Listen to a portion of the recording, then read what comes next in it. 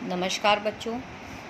आपका दूसरा चैप्टर है शिक्षा शास्त्र में शिक्षा के उद्देश्य, जिसके अंतर्गत शिक्षा के उद्देश्य के अंतर्गत मैंने अभी तक आपको 6 उद्देश्य बता दिए हैं विस्तार से। व्यक्तिगत विकास का उद्देश्य, सामाजिक उद्देश्य, व्यावसायिक उद्देश्य, चरित्र निर्माण एवं नैतिक विकास का उद्देश्य, नागरिकता के प्रशिक्षण का उद्देश्य, ज्ञानार्जन का उद्देश्य।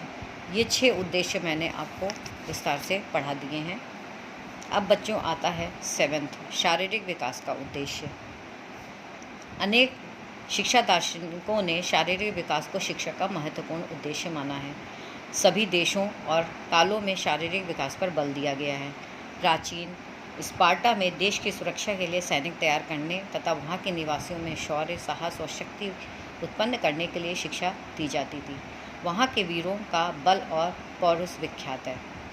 प्लेटो ने भी शारीरिक शिक्षा को शिक्षा योजना में विशेष महत्व दिया। रूसो भी इस मत का समर्थक था। बालक की प्रारंभिक शिक्षा में खेलकूद और व्यायाम का प्रबंध होना आवश्यक है।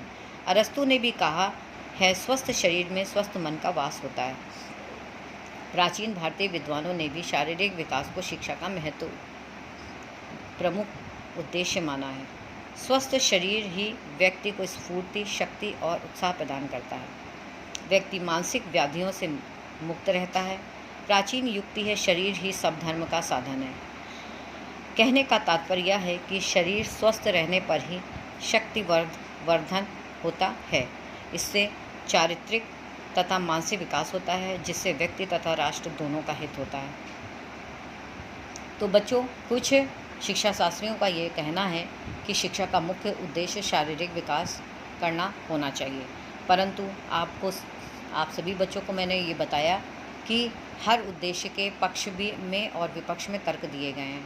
तो शारीरिक विकास के उद्देश्य की आलोचना के अंतर्गत पक्ष में तर्क दिया गया है कि स्वस्थ शरीर व्यक्ति को स्फूर्ति एवं उत्साह प्रदान करता है, फर्स्ट पॉइंट। सेकंड पॉइंट, शारीरिक विकास पर भी मानसिक विकास निर्भर है। इससे व्यक्ति सद्गुणों को प्राप्त करता है। रूसो के अनुसार दुर्बलता दुष्टता को जन्म देती है। थर्ड पॉइंट, इसके द्वारा सामाजिक गुणों का विकास होता है। डॉक्टर जॉनसन के अनुसार स्वास्थ्य को बनाए रखना नैतिक और धार्मिक कर्तव्य है, क्योंकि स्वास्थ्य ही सब सामाजिक गुणों का आधार है। लेकिन इसके विपक्ष में भी तर्क दिए गए हैं। यदि शारीरिक विकास को शिक्षा का एकमात्र उद्देश्य मान लिया जाए तो व्यक्ति का एकांगी विकास होगा। सेकेंड, व्यक्ति की शारीरिक वृद्धि होने पर व्यक्ति की पार्श्विक प्रवृत्तियाँ प्रबल हो सकती हैं, जो मानवीय गुणों के विकास में बाधा उत्पन्न करती हैं। मानवीय गुणों के अभाव में व्यक्ति चारित्रिक और नैतिक विकास नहीं कर सकता। उपर्युक्त विचारों के अनुसार हम यह कह सकते हैं कि शारीरिक विकास का उद्देश्य शिक्षा के अन्य उद्देश्यों के समान महत्वपूर्ण उद्देश्य है, किंतु शिक्षा का एकमात्र उद्देश्य इसे नहीं माना जा सकता।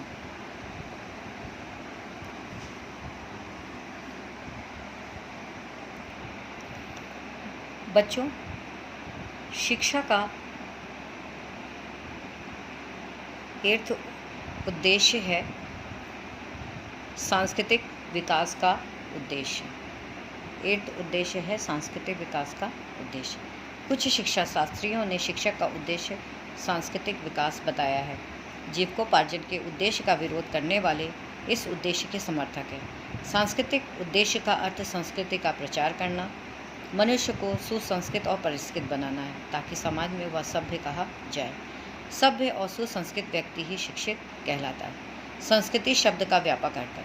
E.B. टायलर के अनुसार संस्कृति वह जटिल समग्रता है जिसमें ज्ञान, विश्वास, कला, नैतिकता तथा अन्य योग्यताएं और आदतें सम्मिलित होती हैं, जिनको मनुष्य समाज के सदस्य के रूप में प्राप्त करता है।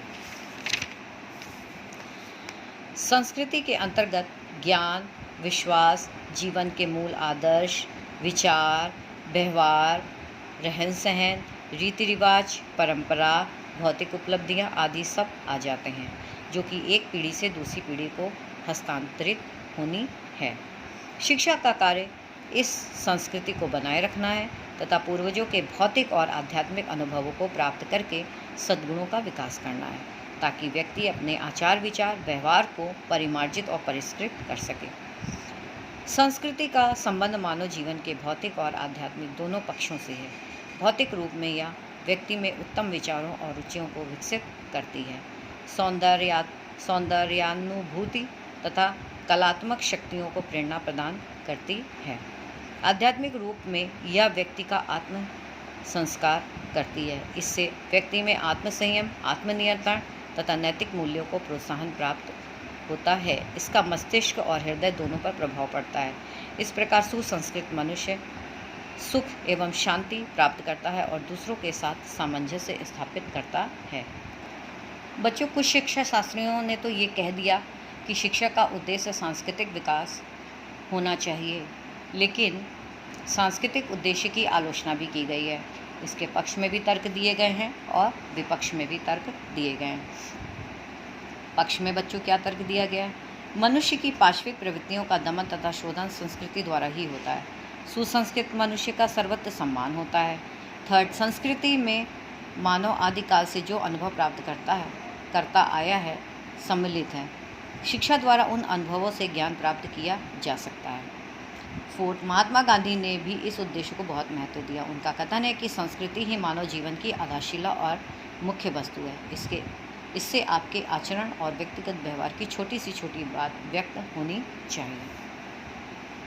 पर इसके विपक्ष में भी कुछ तर्क दिए गए हैं। फर्स्ट पॉइंट है, संस्कृति शब्द बहुअर्थी है। इसका कोई एक निश्चित अर्थ नहीं समझा जा सकता। विभिन्न व्यक्ति संस्कृति का विभिन्न अर्थ लगाते हैं। अतः यह निश्चित करना कठिन हो जाता है कि बालक को संस्कृति की किन बातों की शिक्षा देना हितकर है। संस्कृति का रूप देश, काल और व्यक्ति के विचारों के अनुसार परिवर्तित होता रहता है। उदाहरण के लिए भारत में प्राचीन काल में संस्कृत भाषा का पंडित होना सुसंस्कृत व्यक्ति का एक विशेष गुण माना जाता था।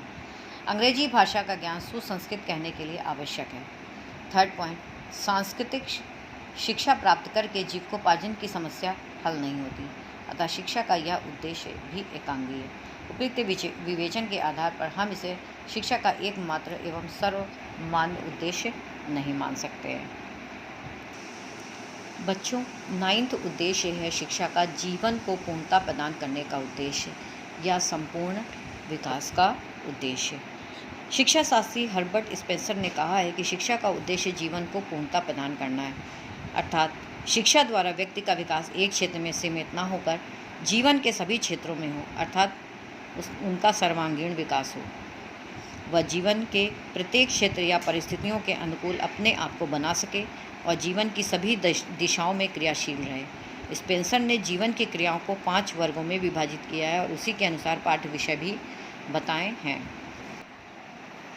स्पेंसर आत्मरक्षा के सिद्धांत का प्रमुख समर्थक था। जीवन में उपयुक्त क्रियाओं का अत्यधिक महत्व है, अतः शिक्षा में इन सभी क्रियाओं का ज्ञान दिया जाना चाहिए। इन सभी विषयों के अध्ययन से व्यक्ति का जीवन उपयोगी बनता है और इस प्रकार की शिक्षा उसे जीवन यापन के लिए पूर्ण रूप से तैयार कर देती है। संपूर्ण विकास के उद्देश्य की कुछ आलोचना भी की गई। पक्ष में तर्क यह है, पहला पॉइंट, यह उद्देश्य सर्वमान्य प्रतीत होता है क्योंकि यह अन्य उद्देश्यों की भांति एकांगी नहीं व्यापक है। सेकंड, संपूर्ण विकास का उद्देश्य व्यक्ति को विभिन्न प्रकार के कार्यों के लिए तैयार करना है। इसके द्वारा व्यक्ति तथा समाज दोनों की प्रगति होती है। थर्ड, इस उद्देश्य में जीवन की प्राथमिक आवश्यकताओं की पूर्ति पर बल दिया जाता है। इसके विपक्ष में भी कई तर्क दिए गए। इस उद्देश्य को मानने में सर्वप्रथम कठिनाई यह है कि जीवन की पूर्णता का क्या तात्पर्य है, यह एक विवादास्पद विषय है। इसके विभिन्न अर्थ लगाए जाते हैं।